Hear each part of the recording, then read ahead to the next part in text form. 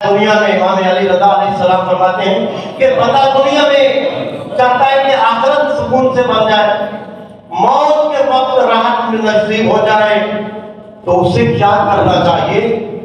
معصوم فرماتے ہیں آٹھویں امام کہ اسے لوگوں کے لیے آسانیاں پیدا کرنی چاہیے، اپنے مال سے لوگوں کی مدد کرنی چاہیے۔ جو اللہ نے عطا کیا ہے، جو تمہارے نصیب میں لکھ دیا ہے، وہ کبھی کم نہیں ہوگا، اور جو تمہارے نصیب میں نہیں ہے وہ تمہیں کبھی نہیں ملے گا۔ اور مولانا کائنات نے جو مولانا میں ارشاد فرماتے ہیں کہ رزق کی دو قسمیں ہیں، ایک رزق جو ہے اور رزق و رزقاں، رزق کی دو قسمیں، ایک رزق وہ ہے جسے بندہ تلاش کرتا ہے، سارا دن کام کرتا ہے اور شام کو یا دوسری جگہ پہ مہینے بعد یا معاملہ ملے، یعنی جو بھی تنخواہ ملے، ایک وہ ہے، ایک رزق کے پیچھے بندہ بھاگتا ہے، چاہے وہ آپ تجارت لے لیں، کوئی بھی کام آپ کرتے ہیں، بزنس کرتے ہیں، اس میں فرمایا ایک رزق کو بندہ تلاش کرتا ہے اور ایک رزق بندے کو تلاش کرتا ہے۔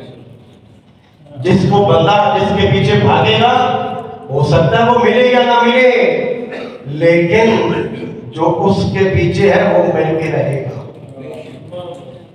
اب رزق یہ نہیں ہے کہ انسان کے پاس کوئی بہت بڑا مال و دولت ہو، اور انسان کو جو اللہ نے یہ زندگی دی ہے یہ بھی ایک نعمت ہے۔ اسی طرح انسان کا وجود یہ بھی ایک رزق ہے، اولاد کا بھی رزق ہے، ماں باپ بھی رزق ہے، یہ ساری قسمیں انسان کے رزق میں آتی ہیں، لیکن اللہ کیا کہہ رہا ہے کہ ہر انسان خسارے میں چلا جائے، مگر وہ بندہ خسارے میں نہیں ہوگا الذین آمنوا، جو ایمان لے کے آیا۔ اب ایمان لے آنا یہ کافی نہیں ہے کہ ہم نے پڑھ لیا لا الہ الا اللہ، کیا یہی کافی ہے؟ فرمایا ایمان کو بچانا یہ سب سے مشکل کام ہے، کہ دعا کیا ہے کہ مات علی ایمان، انسان کو جب موت آئے تو ایمان کے اوپر کہ دنیاوی لالچ جو ہے یہ انسان کو اس قدر غافل کر دیتے ہیں کہ جو ہے کہا کہ جب موت مقرر ہے، موت کے یقین ہونے کے بعد بھی جو بندہ آخرت کی تیاری نہیں کرتا پھر وہ ہمیشہ خسارے میں رہے۔ کہ آج ہمارے ہاتھ کھلے ہیں، ہمارے دل کھلے ہیں، ہماری زبان کھلی ہے، آج عمل کا دن ہے، حساب کا نہیں ہے، پھر کل حساب کا ہوگا، عمل کا نہیں ہوگا۔ جب بندہ دنیا سے جاتا ہے تو یہ سلسلہ جو ہے وہ منقطع ہو جاتا ہے، لیکن یاد رکھنا یہ اللہ ہر بندے کے سرے کو، یعنی اس کے عمل کا جو ہے وہ بند نہیں ہوگا دروازہ، مگر وہ بندہ جو اپنے پیچھے ایک صدقہ جاریہ چھوڑ جائے، نیک اولاد کو چھوڑ کے جائے گا، کہا پھر اس کا راستہ کبھی بند نہیں ہوگا۔ کسی نے مسجد بنا دی، مامبرگاہ بنا دیا، کہا اس کے اندر جو بندہ جب تک نماز پڑھے گا پڑھنے والے کو بھی ثواب ملے گا، ایسے ہے کہ جس نے بنائی ہے اس کو بھی ثواب ملے گا، جو یہاں پہ نماز پڑھ رہا ہے اس کو تو ثواب ملے گا، مگر جو بنانے والا ہے اللہ تعالیٰ اس کو بھی محروم نہیں کرتا۔ کہا آپ نے ایک اینٹ لگا دی، قیامت تک اینٹ رہے گی، آنے والا بندہ اس سے فائدہ اٹھائے گا، تو یہ آپ کے لیے ایک صدقہ جاریہ بن گیا کہ آپ اپنے پیچھے آج غفلت سے نکلنا چاہیے انسان کو کہ وقت کبھی بھی موت آ سکتی ہے، اپنے آپ کو اپنی موت کے لیے آمادہ رکھنا چاہیے، تاکہ انسان جب اللہ کی بارگاہ میں جائے تو وہ موت نہ بنے بلکہ ملاقات خدا کا نام بن جائے، ملاقات امیر المومنین علیہ السلام کا نام بن جائے۔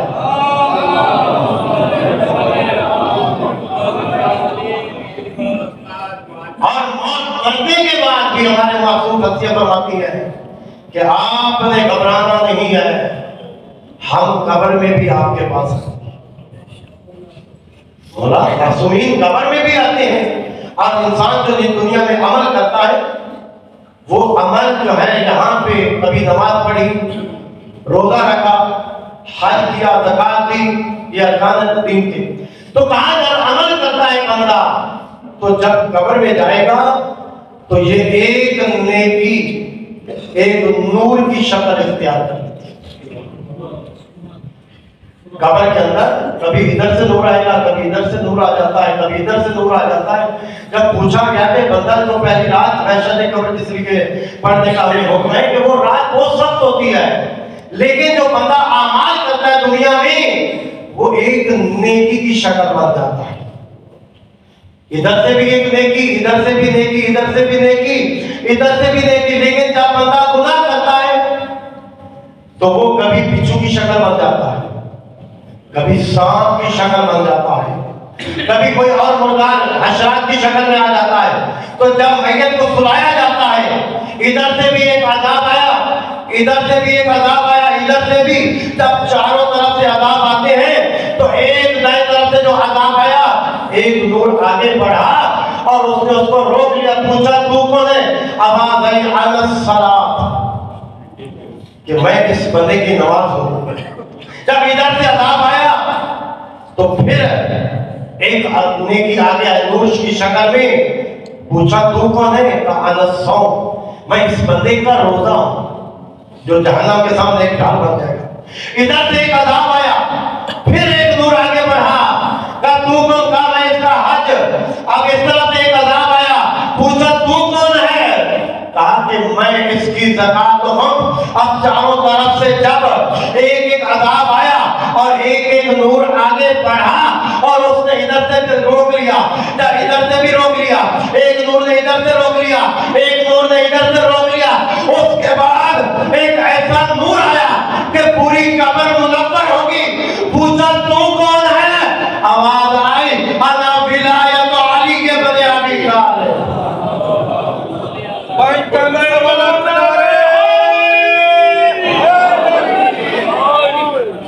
कहा कि मैं वो विलायत हूं जिसकी बात फिर नमाज नमाज नहीं रहती।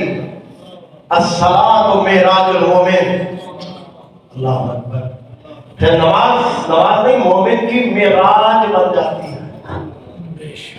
और अस्सलातु अमूदुद्दीन, नमाज को तो दीन का सुतून कहा गया। मगर ये नमाज रोजा हज ज़कात ये तभी फायदा देगा जब दिल में विलायत अली इब्न अबी तालिब। और इसलिए कुरान में जो है मौला कायनात अमीरुल मोमिनीन अहले बैत इनकी मोहब्बत के लिए जब पैगंबर इस्लाम की बारगाह में लोग आए कि आपने दीन की तबलीग की, हम कुछ आपको दें या रसूल अल्लाह, हमसे इसकी उजरत तलब करें। तो पैगंबर इस्लाम तो खामोश रहे।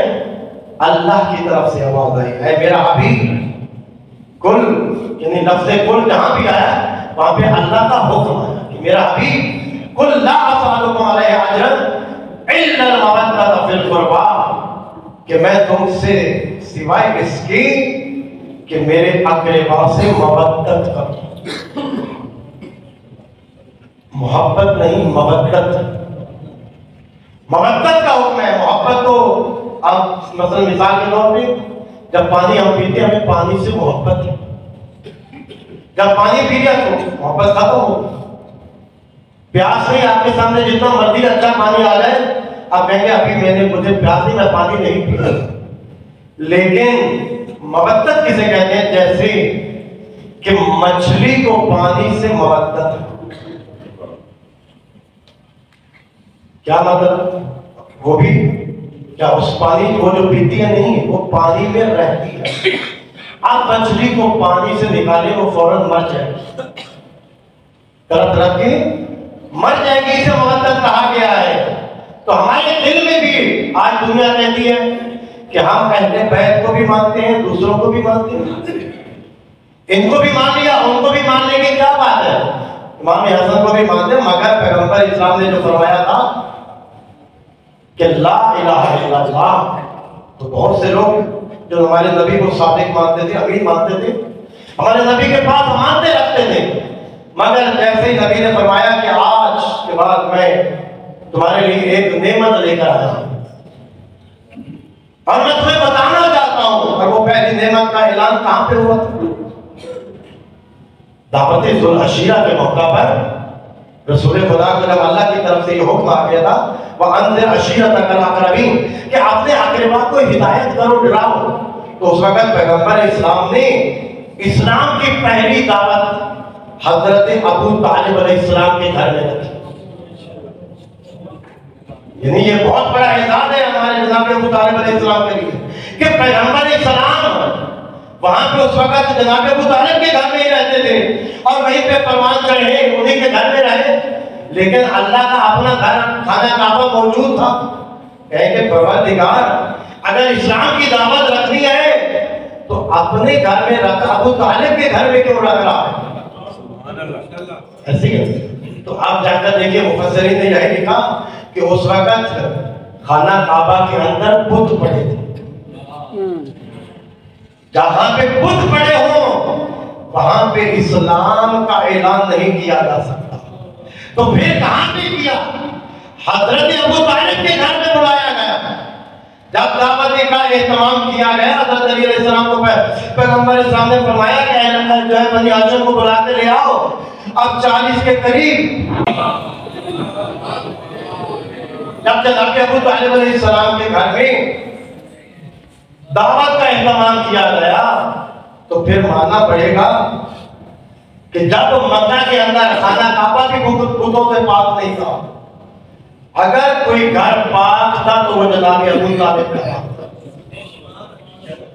اور جب اعلان کیا کہ جاؤ بنو ہاشم کو بلا کر لے آؤ، اب نبی علیہ السلام کے حکم کے اوپر علی علیہ السلام گئے، لوگوں کو بلایا، جب جمع ہو چکے تو نبی نے کچھ فرمانا چاہا، انہوں نے روکا، کہکا لگا، وہ تو چلے گئے۔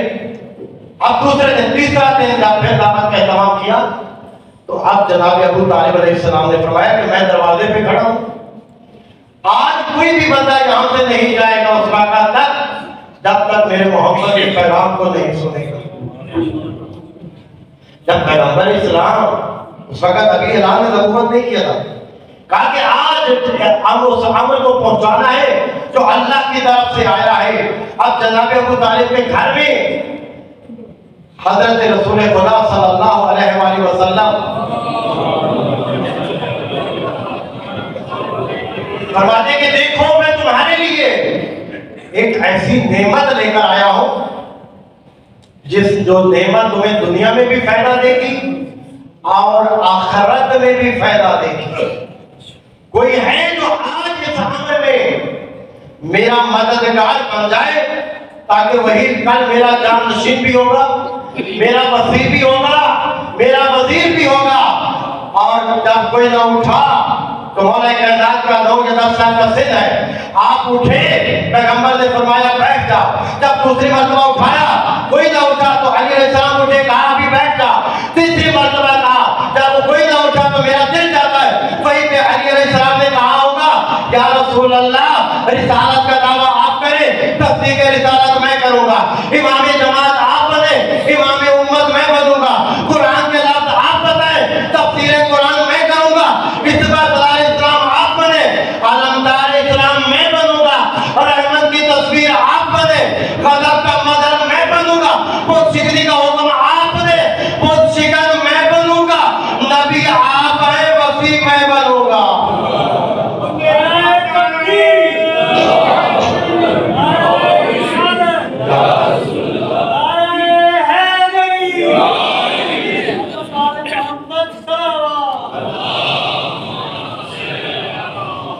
تو پیغمبر اسلام نے علی علیہ السلام کے کندھے پہ ہاتھ لا کر فرمایا ھذا اخی وابن امی وخلیفتی من بعدی علیکم ان تسمعوا اطیعوا، یہ تمہارے درمیان میرا چچا زاد بھائی بھی ہے، میرا خلیفہ بھی ہے، آج کے بعد میرا جان نشین بھی ہے، اور تم پر واجب ہے کہ اس کی بات کو سنو وَأَطِیعُوا، اور اس کی اطاعت کرو۔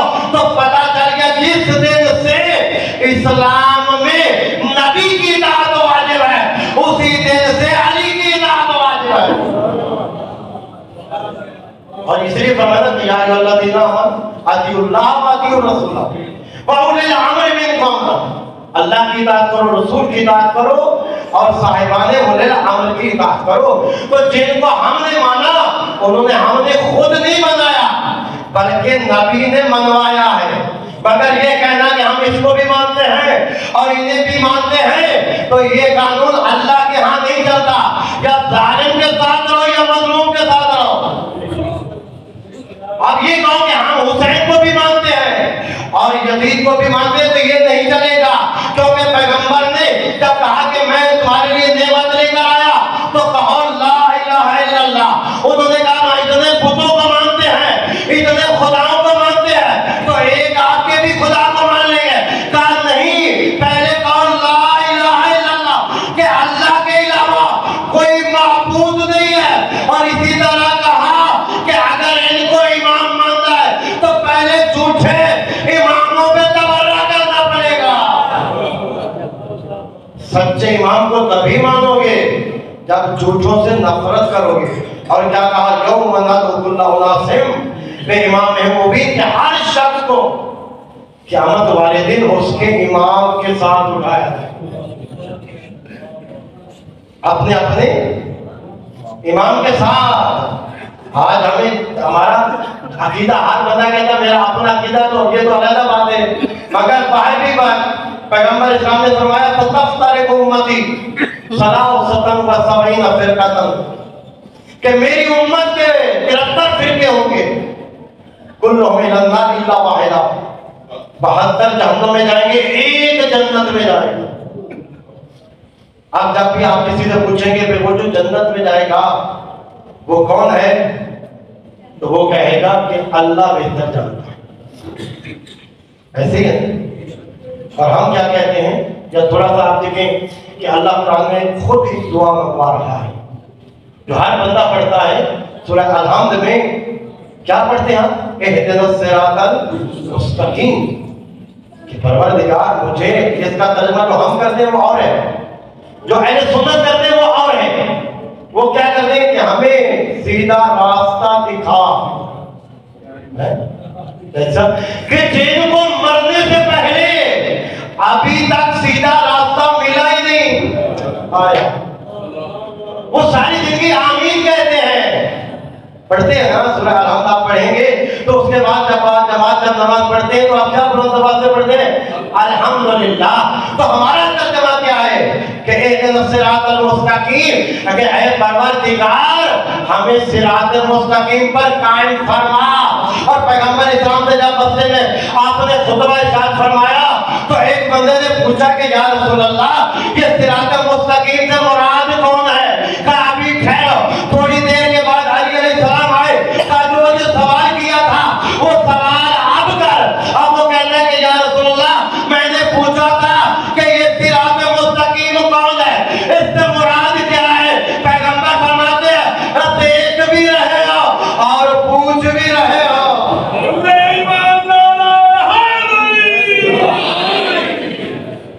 کہ یہ صراط مستقیم، الحمدللہ جب آپ پڑھتے ہیں تو آپ کو لطف آنا چاہیے کہ اللہ نے ہمیں وہ گھرانہ وہ کل اسالکم کہ ہم صحیح مستحق مساوی کہیں کہ اللہ نے جس کا ہمیں حکم دیا۔ اور پیغمبر فرماتے ہیں کہ جو بھی بڑا احسان ہے پیغمبر اسلام کہ من مات علی بحال محمد مات شہیدا، جو آل محمد کی محبت پہ مرتا ہے، محبت پہ مرتا ہے، پھر اس کو عام موت نہیں بلکہ شہادت کی موت نصیب۔ اور یہ آل محمد کا احسان ہے کہ وہ فرماتے ہیں اگر آپ کسی دوسرے شہر میں چلے جائیں تو وہاں پہ اگر ایک جاننے والا ہو تو ہمیں تسلی ہو جاتی ہے کہ شاہ صاحب وہاں پہ رہتے ہیں، بٹی صاحب رہتے ہیں، تو ہمارا کوئی لاہور میں کوئی مشکل نہیں ہوگی۔ کیوں کہ ہمارے اتنے بڑے اچھے دوست ہیں وہاں پہ، کراچی میں، ایران میں، کہیں یورپ میں چلے جائیں، کسی بھی شہر میں چلے جائیں پریشانی نہیں ہوتی۔ کیوں کہ ایک جاننے والا وہاں پہ رہتا ہے۔ توجہ، جہاں پہ ایک جاننے والا ہو انسان کو اتنی تسلی ہو جاتی ہے، تو جہاں پہ 14 انتظار کر رہے ہیں۔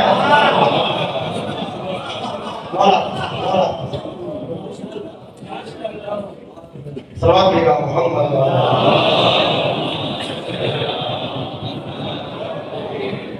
دولت تاجر امام زمان علیہ السلام کے لیے بھی مناسب رسالہ